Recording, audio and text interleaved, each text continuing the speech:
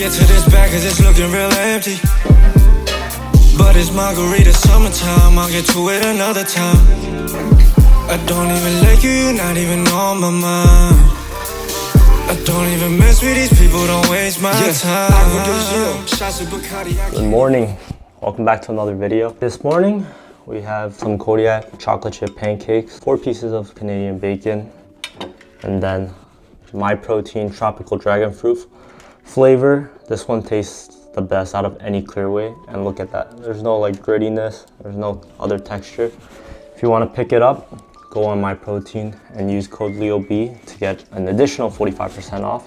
So this is going to be breakfast, and it's today's Friday, and the title of this video is something about, you know, being self-employed at my age. It's so different day to day, but it's work day every single day. There's no time off, there's no PTO. I signed up for this though, and I'll share some thoughts about just my experience being self-employed now for about a year and a half, just the journey, some of the struggles, get real deep into it. Finished eating my favorite breakfast, and right now I'm here at my most frequented, common visited place, which is my desk. This is where I spend most of my time editing, creating new training programs, recommending meal plans, dialing in my clients, hopping on calls, everything like that.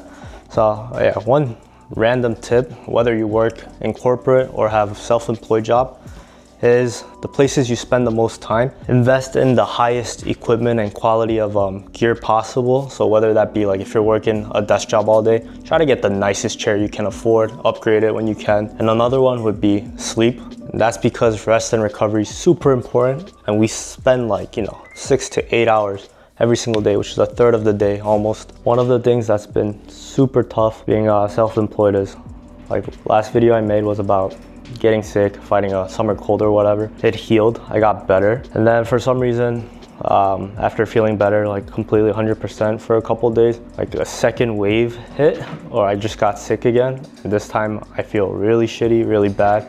I've been taking care of myself, like recovery-wise, trying to rest more, but you can't really rest when everything's based on my decisions, my actions. So especially today as an example, if I was working corporate, had an employer paying me the stable paychecks, I would have definitely taken the day off, used my PTO, and went to possibly even see a doctor. But considering, I'm self-employed and what I bring home every month is completely up to me, I just feel like I can't afford to, take the day off, even if I need the rest. Of course, health is important, but I feel like you gotta push through some of the mental barriers, and this is just a small phase. I'm not gonna die over it, hopefully not. And that's just a part of being self-employed, the trade-off you have to make if you want to go from working corporate and then doing your own thing. And because my main source of income is from fitness coaching, and I just onboarded a new client, that's what we're going to do before I go in-person train another one of my clients, and also try to get a new profile picture.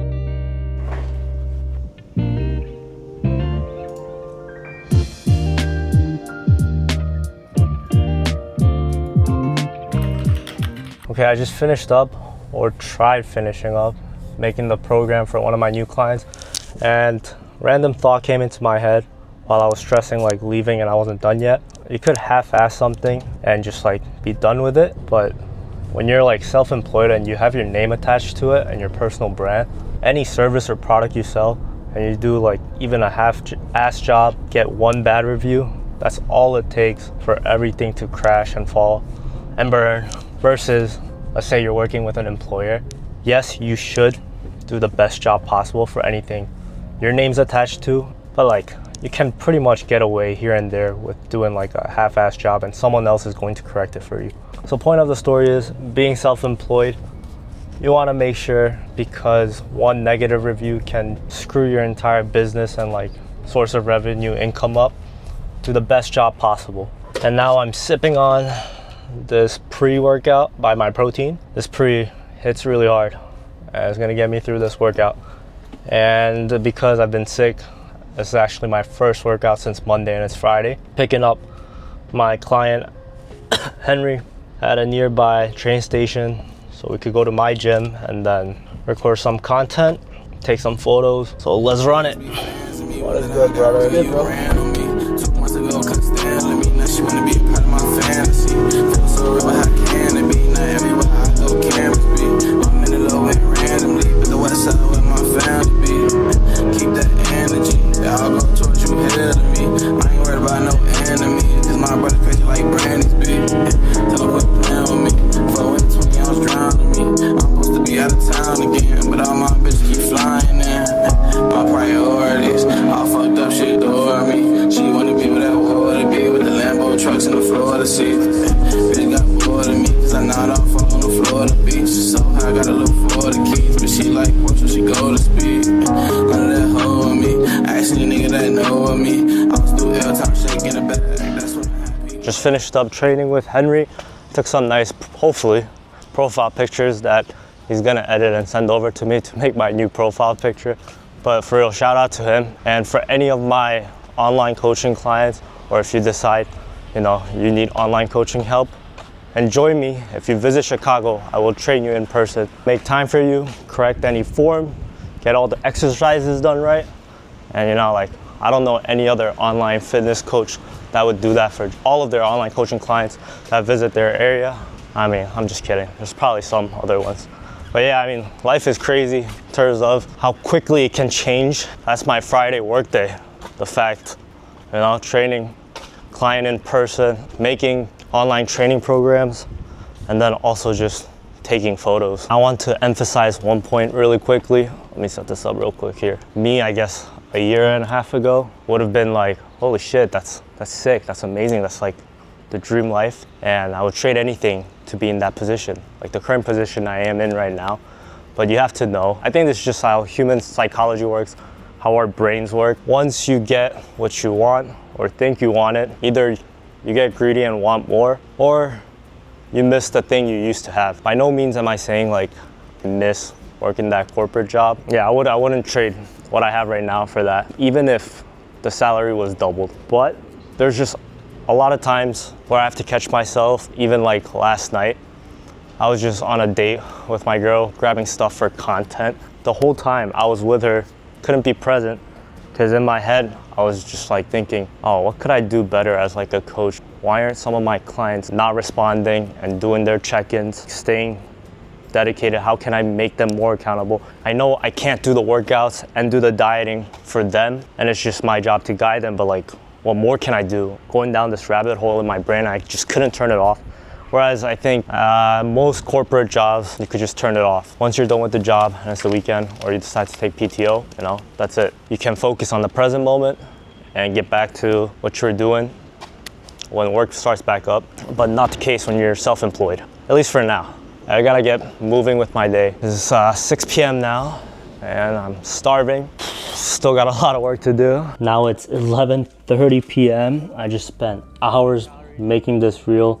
Made like 4 reels today, but one of them is insane calorie comparison between 64 packs of Jell-O and half a crumble cookie. So yeah, fun fact, half a chocolate chip crumble cookie has 365 calories, and 64 counts of that sugar-free Jell-O has 365 calories. And right now it should be a lot easier to speak on camera, because that's exactly what I've been doing for the last 5-6 hours. I wrote down last two topics I want to talk about before I end this video off, because I do think it'll be very valuable.